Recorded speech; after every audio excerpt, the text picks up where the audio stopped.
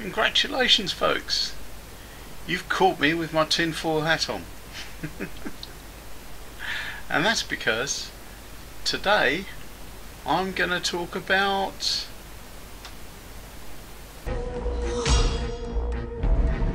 Whoa!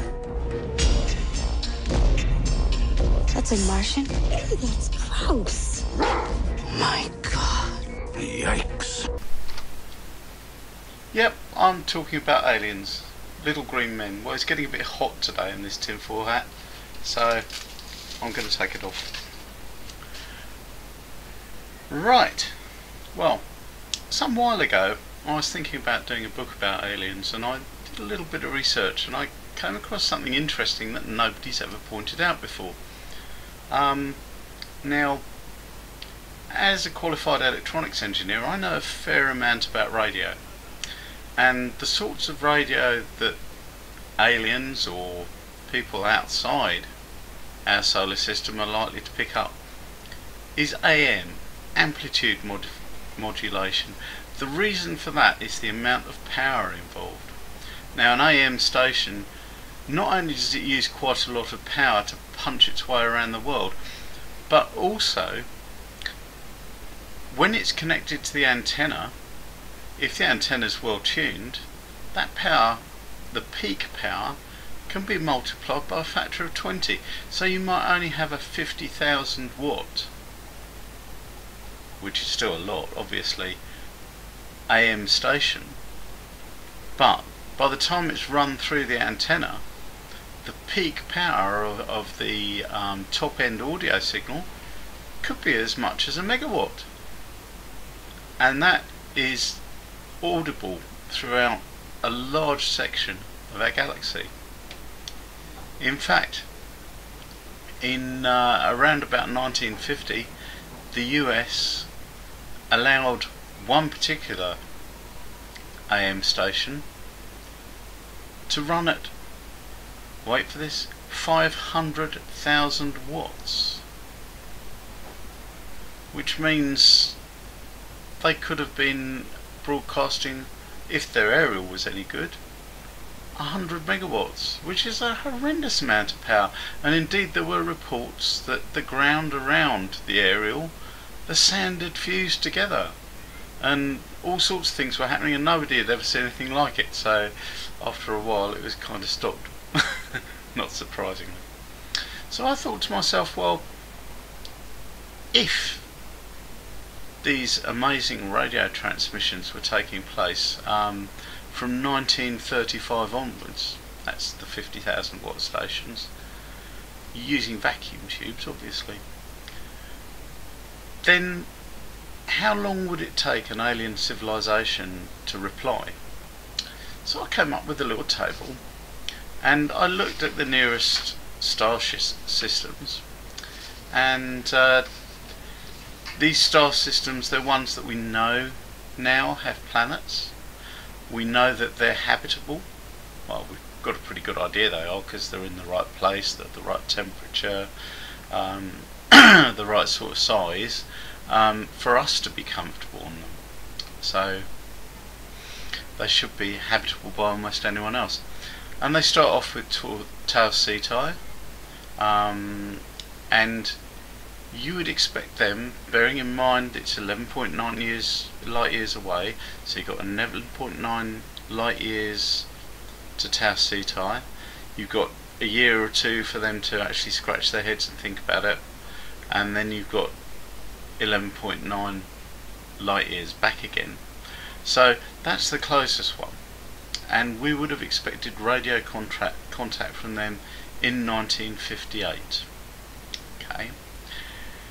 Now the normal sort of range we've got, let's say, I mean, the best system that we've actually got, where we think there's actually three in this area, there's actually 3 planets that would support life, and that's between 16 and 22 light years away, and we'd have expected them to contact us by 1967 to 1979. Now obviously it may have happened, we don't know. We probably weren't looking in the right direction. because you have to be.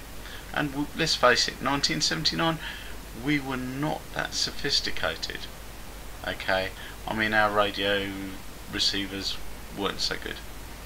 Okay, further away we've got other candidates like HD 403307, which is the international stellar number. Obviously it hasn't got a name, and that's 42 light years away, and we'd expect contact somewhere around about 2019.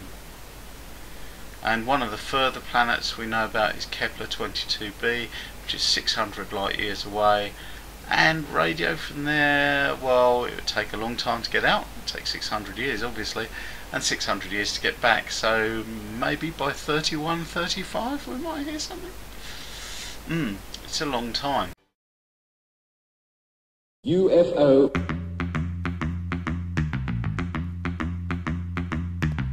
Unidentified flying object. Red alert. Confirming UFO.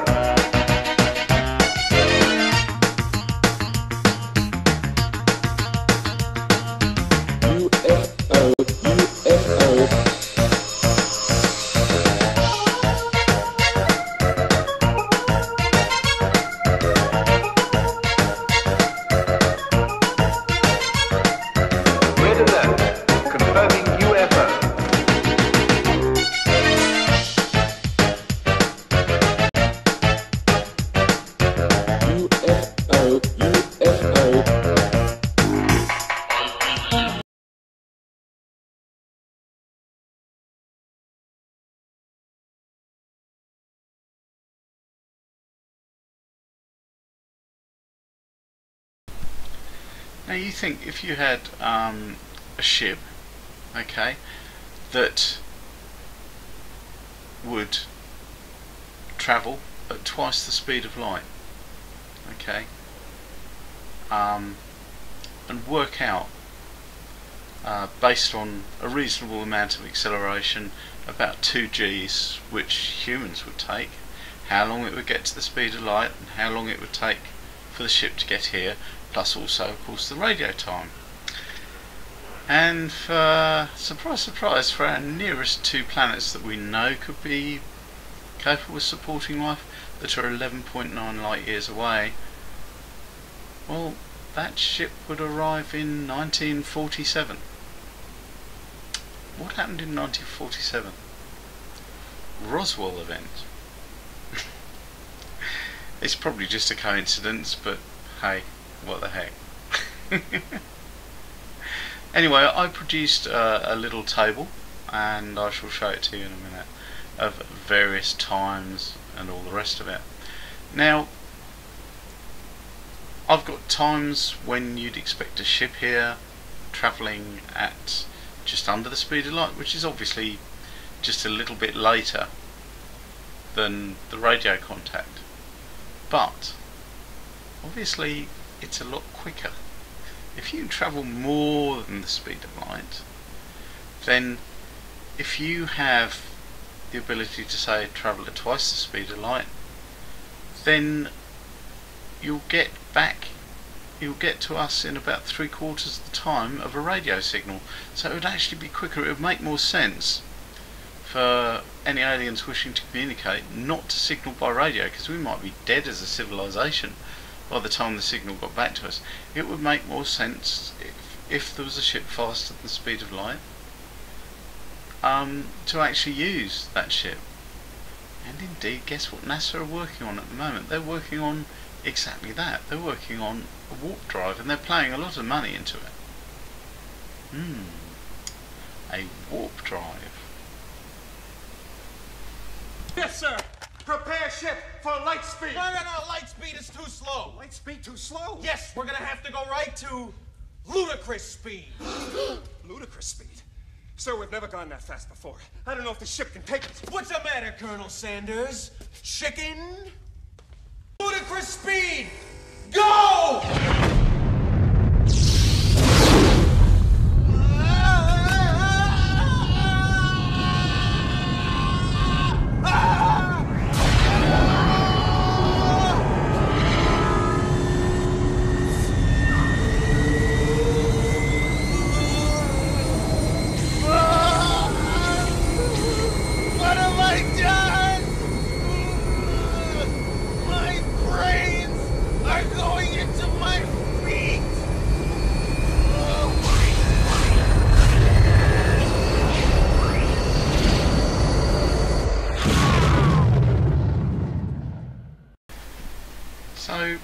here, as promised, is the actual table that I created. I'm going to try and hold it still and in the right place so you can get a look at it. As you can see, the closest is Tau Seti, 11.9 years distant. Radio contact 1946. A ship at just under light speed would arrive in 1947. And if there's a ship at 2 times light speed, it would arrive at 1942. Now the reason for that is not twice as fast as the ship has to accelerate. And I'm saying to myself, well, it's only going to accelerate at around 1.1 g, which is what we can stand for a long period of time. And in this case, the ship would have to accelerate for almost a year and decelerate for almost a year at 1.1 g. So, as you can see, there's some really long timescales in there as well. And these are the planets that we know about, or rather we knew about a year ago. Since then, I believe we've got a list of another 500.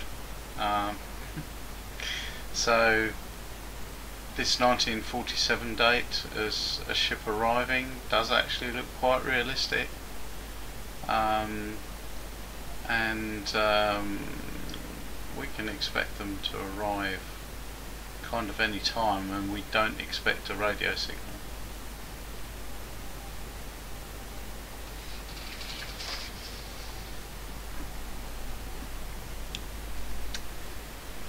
So it's no point us not signalling, so that to try and avoid alien contact, which has been suggested. In fact, it was suggested by no less a personage than Stephen Hawking, because we already have. We've got this huge globe, light years wide, and it's spreading obviously by 1 light year diameter per year. 2 light years diameter per year. Of radio signals. Now, nowadays we don't produce these powerful radio signals, we're quite quiet. And this might be why we're not seeing any radio signals from the rest of the galaxy, because if they, like us, use satellite communications, well, that's very low power, that's just a few watts. If they're not using huge broadcast stations, and maybe they never have done in their world, then we wouldn't have a hope in hell of detecting a radio signal for another planet, unless it was a tight beam signal. Now that's what we use to communicate with spacecraft, and we concentrate maybe a few hundred watts or a few thousand watts into a very tight beam, which only covers a tiny portion of the sky, and that's how we communicate with distant spacecraft. Now obviously our chances of contacting that beam are very, very remote. Our planet would have to be in exactly the right position when an alien planet or an alien ship signalled another alien ship. So our chances of intercepting those communications are quite low, and that may be the reason why there's not this buzz of radio chatter out there, which certainly in the 1950s and 60s we expected to find. From Seti we expected to find loads of signals bouncing all over the place, but in fact the chances are the aliens, like us, they're very quiet, very quiet. So we wouldn't detect them unless they were in a couple of light years. So otherwise it gets lost in the background noise of the universe. So I hope this has given you something to think about.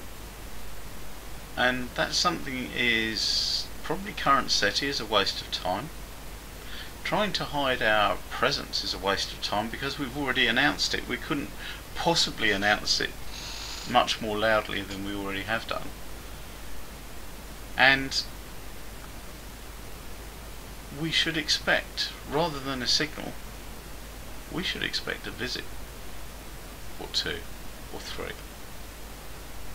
Because it's going to be much faster if they've got ships that go beyond the speed of light, and we're already looking at that. We're quite young as a species.